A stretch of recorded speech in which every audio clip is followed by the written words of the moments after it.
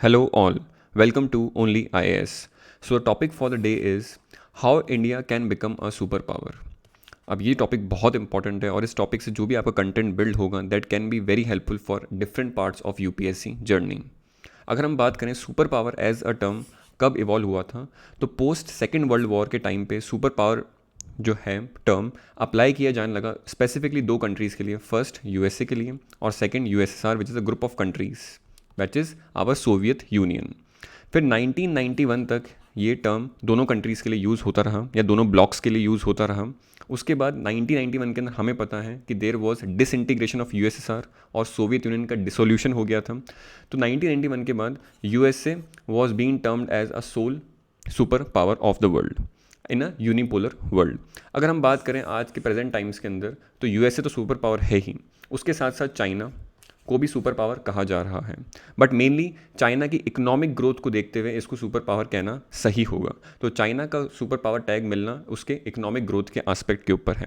India को भी emerging super power कहना सही हो सकता है because India has huge economic growth potential, it has huge population base, but इसको एग्जीक्यूशन में लेके आना, पॉलिटिकल विल का होना ही एमर्जिंग पावर स्टेटस जो इंडिया को है उसको एक फ्रूटफुल वे में मिल सकता है और इंडिया को फ्यूचर में एक सुपर पावर बना सकता है। तो लेट्स स्टार्ट। तो आगे बढ़ने से पहले जैसा कि आप सबको पता होगा कि यूपीएससी की जर्नी एक बहुत ही हरक्यूलियन और डिफिकल्ट टास्क है। तो उसके लिए जो भी एस्पिरेंट्स 2022 को अपना एक सीरियस अटेम्प्ट मानते हैं उसके लिए only IAS has started the प्रारंभ इनिशिएटिव। तो प्रारंभ इनिशिएटिव 12 जुलाई से स्टार्ट हो रहा है। इस पूरे प्रोग्राम को, कोर्स को हमने 3 लेवल्स में डिवाइड किया है। 1 is basic, second is core, third is advance. इसमें आपको NCERT video lessons plus test series मिलता है। आपको प्रीलिम्स प्लस मेंस के लिए मोर देन 1200 प्लस आवर्स की वीडियो लेक्चर्स मिलते हैं। एट द सेम टाइम इसमें आपको डेडिकेटेड मेंटरशिप भी मिलती है जिसके अंदर आपको एक डिस्कशन बॉक्स मिलेगा। उस डिस्कशन बॉक्स में कैंडिडेट्स जो भी अपने इश्यूज़ डाउट्स हैं उनके प्रिपरेशन को लेके उनको वहाँ पर पूछ सकते हैं। तो इसमें आपको 9 मंथ्स का एक प्लान शेड्यूल मिलेगा और एक बहुत ही कॉम्प्रिहेंसिव कोर्स होगा। तो इसके सैम्पल वीडियोस को देखने के लिए यू कैन विजिट video.onlyis.in और आप वहाँ जाके इसको ज्वाइन भी कर सकते हैं। So now let's start with the video.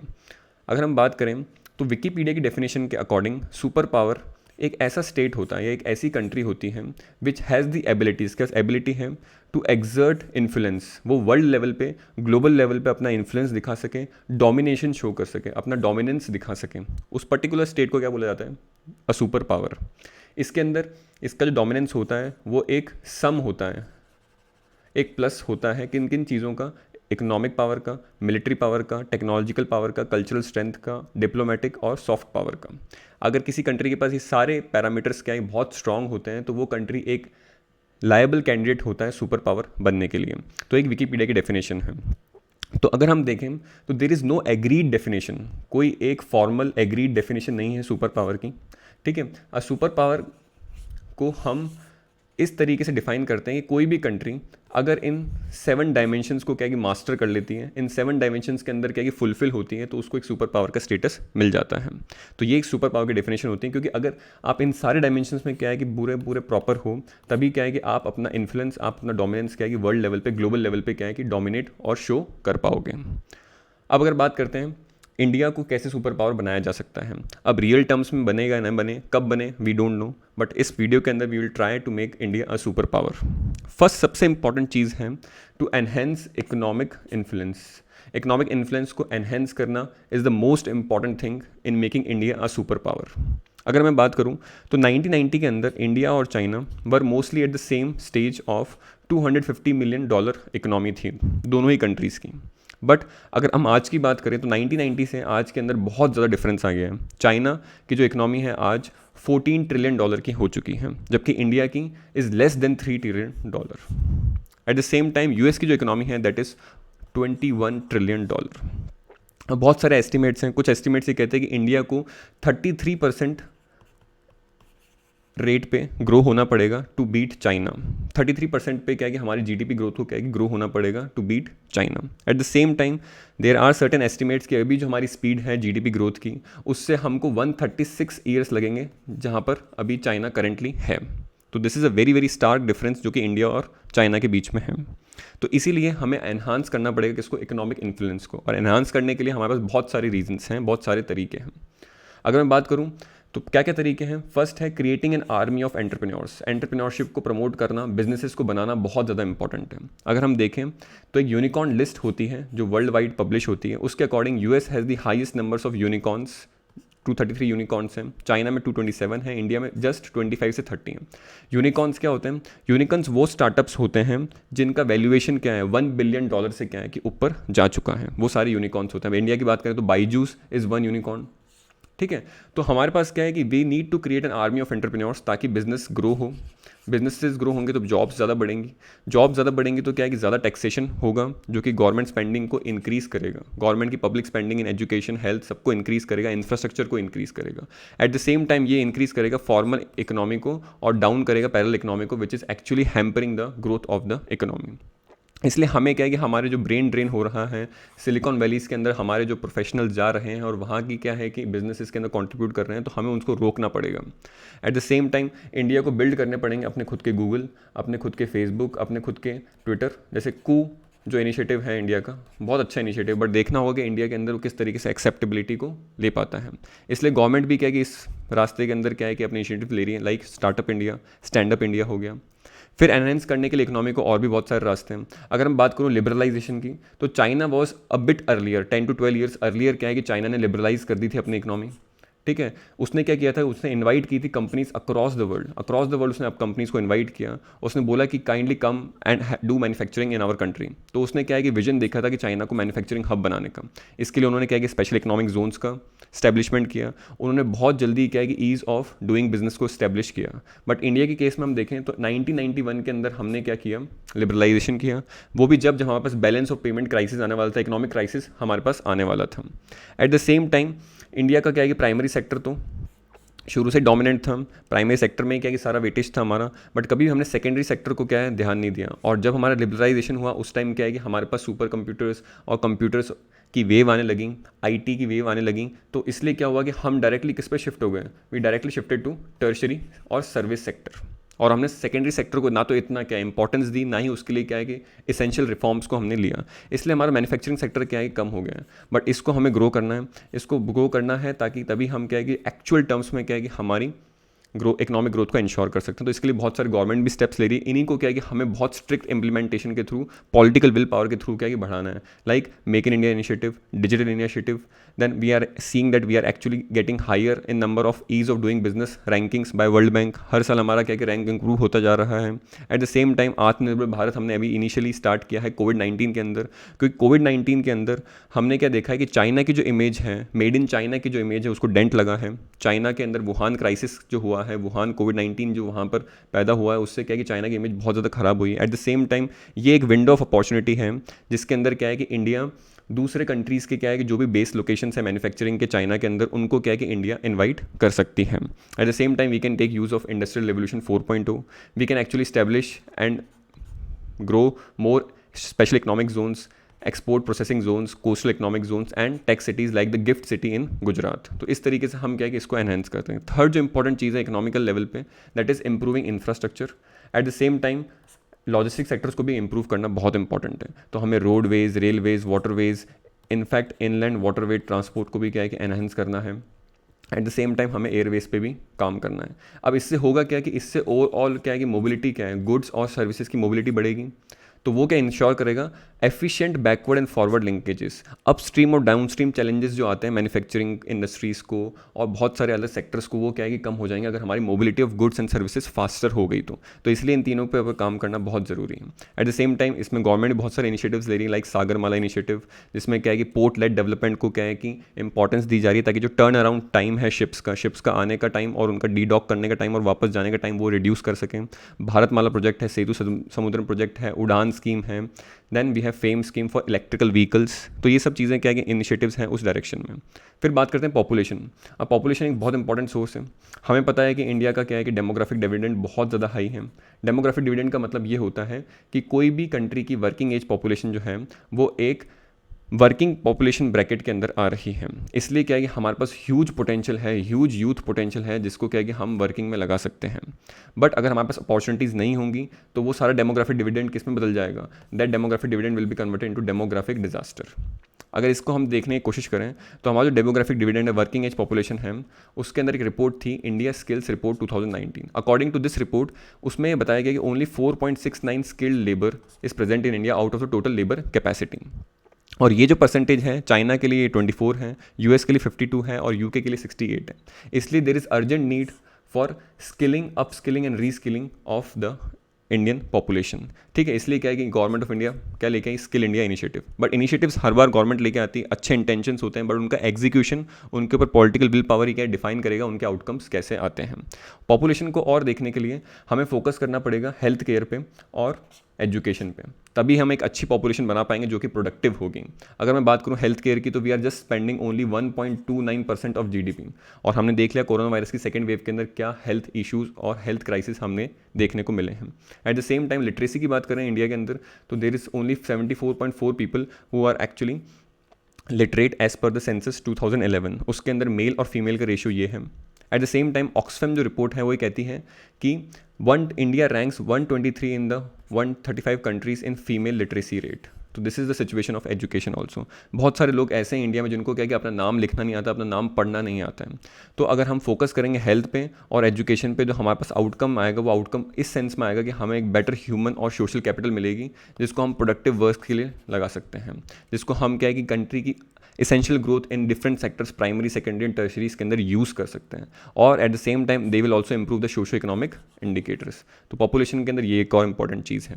Eight the same time population की अगर बात करें तो डेवलपमेंट को अगर जब भी आप देखोगे तो development is inversely proportional to linguistic diversity. अगर लिंग्विस्टिक डाइवर्सिटी, लोगों का क्या है कि बोली भाषा बहुत डिफरेंट है, अगर वो ज़्यादा होगी तो डेवलपमेंट क्या होगा? कम होगा। क्यों कम होगा? बिकॉज ऐसे केस में जब क्या है कि कम्युनिकेशन और लैंग्वेज बहुत डिफरेंट है लोगों की, तो उसमें क्या होगा कि जो इन्फॉर्मेशन का शेयरिंग है, डिफ्यूजन है, वो क्या होगा? बहुत ही ज़्यादा स्लो होगा। ये केस है इंडिया का। ठीक है, इंडिया के अंदर क्या है, कोई भी इन्फॉर्मेशन को एक जगह से दूसरी जगह पहुंचाने में क्या है कि टाइम जो लगता है वो बहुत ज़्यादा लगता है। As a same time China के अंदर क्या है, क्योंकि सोसाइटी कैसी चाइना की बहुत ही ज़्यादा होमोजेनेटिक सोसाइटी है, सेम लैंग्वेज प्रिवेल करती है, चाइनीज़ लैंग्वेज मोस्टली प्रिवेल करती है, इसलिए क्या है कि वहाँ पर इन्फॉर्मेशन डिफ्यूजन क्या है कि फास्टर है, कम टाइम में क्या है कि वो इन्फॉर्मेशन को शेयर करते हैं और लोगों के पास क्या है कि इन्फॉर्म्ड और अवेयरनेस सिटीजनरी बनती है। At the same time India की सोसाइटी कैसी है? ज़्यादा हेट्रोजेनिटी है। एज अ रिजल्ट क्या है कि वहाँ पर जो कम्युनिकेशन है, अवेयरनेस है, वो बहुत लो है।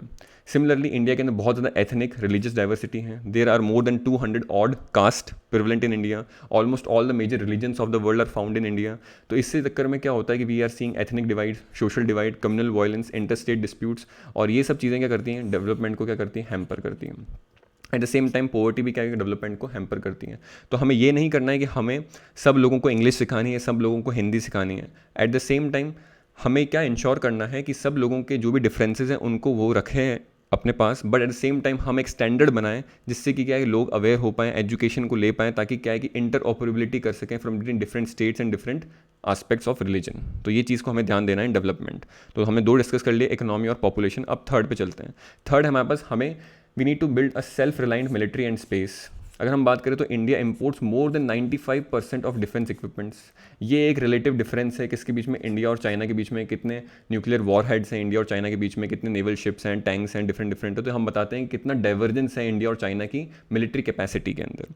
तो हमें क्या करना है? We need to increase the indigenous production. ठीक है, इसके अंदर जो हमारी डोमेस्टिक इंडस्ट्रीज़ हैं and domestic institutions like DRDO, भेल, भारत डायनामिक्स, ठीक है, हिंदुस्तान एरोनॉटिक्स लिमिटेड, इनको क्या है कि लूप इन करके इंडिजिनस प्रोडक्शन को क्या है कि हमें ज़्यादा बढ़ावा देना चाहिए with the help of transfer of technology from different developed countries.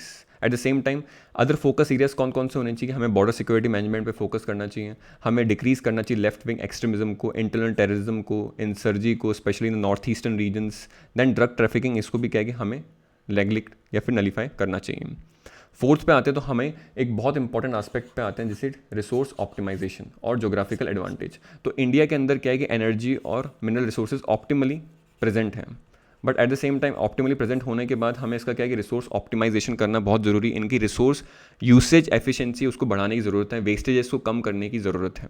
At the same time हमें क्या है कि फोकस करना पड़ेगा इंक्रीज़ करना रिन्यूएबल्स को, बोथ टेरेस्ट्रियल लैंड पे और ओशन पे, that is wind energy, solar energy, then we have wave energy, then we have OTEC energy, then we have tidal energy. इन सबको क्या कि हार्नेस करना पड़ेगा ताकि हम ओवरऑल क्या कर सकें, जो हमारा इम्पोर्ट डिपेंडेंसी है ऑयल के ऊपर, फॉसिल फ्यूल्स के ऊपर, वेस्ट एशियन कंट्रीज से, उसको हम डिक्रीज़ कर पाएँ और कॉस्ट भी क्या है कम हो, ताकि हम जो पैसा बचेगा उसको other aspects of infrastructure usage के अंदर लगा पाएँ।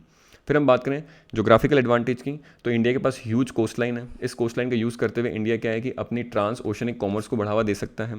ये एक स्ट्रेटेजिक लोकेशन बनती है किसकी, इंडियन ओशन के अंदर इतनी बड़ी कोस्ट लाइन होने की। एट द सेम टाइम इससे क्या है कि हमारे पास ज़्यादा टूरिज्म पोटेंशियल भी है जिसको हम एक्सप्लॉइट कर सकते हैं in the island territories of Andaman and Nicobar, Lakshadweep island और अदर एस्पेक्ट्स में टूरिज्म को बढ़ावा दिया जा सकता है। फिफ्थ पॉइंट पे आया तो diplomacy. Again diplomacy is very very important, because किस तरीके से आप डील करते हो इंटरनेशनल कम्युनिटी से बहुत हद तक आपकी चीज़ों को क्या कि सुधार देता है। इसलिए हमें क्या फोकस करना पड़ेगा, increasing political representation in the international forums. अगर हम बात करें यूएनएससी की, तो हमें पता है कि although we are still not a permanent member of UNSC, ठीक है, बट हम फिर भी क्या है, currently India is in the race of becoming one of the permanent member of UNSC, ठीक है। तो इसका एक ग्रुप ऑफ 4 नेशंस हैं जो कि क्या है कि इसके लिए लड़ रहे हैं और इंडिया भी उसका एक पार्ट है, जो हम सबको पता है। बिकॉज अनटिल अनलेस अगर इंडिया यूएनएससी का पार्ट नहीं बन पाएगा तो वो अपने आइडियाज़ को, अपने इन्फ्लुएंस को ग्लोबल कम्युनिटी के लिए एक्सटेंड नहीं कर पाएगा। इसलिए हमें इंक्रीज़ करना है political representation in the international institutions and international forums. Then we have to make use of the huge diaspora. Diaspora वो लोग जो इंडियन ओरिजिन के हैं, जो अलग अलग कंट्रीज़ में हैं, उनको हम अपने एडवांटेज के लिए यूज़ करना चाहिए। At the same time we need to increase our soft power. Example yoga, culture, religious, films, customs, cuisines, Ayurveda, other AYUSH ministry efforts. हमें क्या है कि उसका इंटरनेशनलाइजेशन करना चाहिए, उसका ग्लोबलाइजेशन करना चाहिए। ट्राइबल कल्चर का क्या है कि हमें ग्लोबलाइजेशन करना चाहिए, हमें इंक्रीज़ करना चाहिए the impact of track two diplomacy. Track two diplomacy का मतलब क्या होता है, पीपल टू पीपल कॉन्टैक्ट को हमें बढ़ाना देना चाहिए, ताकि क्या है कि ज़्यादा से ज़्यादा क्या है कि इंडिया का रिलीजियस और कल्चरल लेवल पे, सॉफ्ट पावर लेवल पे क्या है कि प्रोग्रेस बढ़ सकें। फिर हम फाइनली बात करें तो अदर फोकस एरियाज़ भी हैं कुछ, और वो फोकस एरियाज़ क्या है कि हमें इक्वालिटी को इंक्रीज़ करना चाहिए। इक्वालिटी इंक्रीज़ होगी तो क्या होगा, people will be less divided and a progress will be maintain in a peaceful environment. Peaceful environment में you can ensure progress. Then we need to do implementation of laws and acts in a timely manner. तो अगर आप बात करूँ तो rule of law एक index है which ranks India on the countries of their effective and timely enforcement of laws. According to that ranking, India is the 66th country in the 130 countries on that index. So India is actually on the 66th number with respect to effective and timely enforcement of laws. तो हमें इस पर भी ध्यान देना चाहिए। Example land reforms इसके लिए बहुत इंपॉर्टेंट क्या है कि एग्जाम्पल है कि किस तरीके से अभी भी लैंड रिफॉर्म्स के अंदर डिले हो रहा है, और उसके चक्कर में क्या है कि जो एग्रीकल्चर प्रोडक्टिविटी है वो स्टैग्नेट कर रही है ऑन 17%, ठीक है। ये चीज़ हमें ध्यान रखनी है। देन हम बात करें, we need to prioritising basic necessities for citizens, इस पर फोकस करना चाहिए। Then focusing more on environment. अगर आप बात करो कंट्री को ग्रो करना है, डेवलप करना है, तो उसको एनवायरनमेंट का भी क्या है कि ध्यान रखना है, ताकि क्लाइमेट चेंज के फेस के अंदर क्या है कि हमारे पास ज़्यादा डिजास्टर्स नहीं हो, हम फूड सिक्योरिटी को इंश्योर कर पाएँ, हम लोगों की सेफ्टी को इंश्योर कर पाएँ। तो focus on environment should also be there. तो अगर बात करो 2018 के अंदर जो एनवायरमेंटल परफॉर्मेंस इंडेक्स है, उसके अंदर India was on the stand of 177th in the 180 countries in aspects of handling of environmental issues को हैंडल करने के लिए क्या है कि India was at very very lower scale. तो हमें इसको क्या कि इंप्रूव करना पड़ेगा। Then again freedom of speech, increasing scientific temper, etcetera etcetera, बहुत सारी चीज़ें हैं। सी सुपर पावर बहुत बड़ा कंसेप्ट है, इसमें बहुत सारी चीज़ें आप अपने मन से भी लिख सकते हो सकता है मेरे से कुछ छूट गई हूँ, so you can write those in comments and we can actually include them in there. But यहाँ पर एक क्या है कि इंट्रोडक्शन था कि ये सारे तरीके हैं जिससे क्या है कि India can actually think of becoming a super power, because India is now consider as an emerging superpower, but that will be only possible if we have the required political will and execution of the things which we are boasting of. So this was all regarding this particular presentation. कैसा लगा comment में बताओ। Comment में ये भी लिखो कि कौन कौन से टॉपिक्स हम नेक्स्ट ले सकते हैं, ताकि we will be coming up with these research topics for your beneficial of essay writing, for your benefit of interview preparation, etc. And you can also use these datas which we are giving here in your GS answers also. So thank you and have a nice day.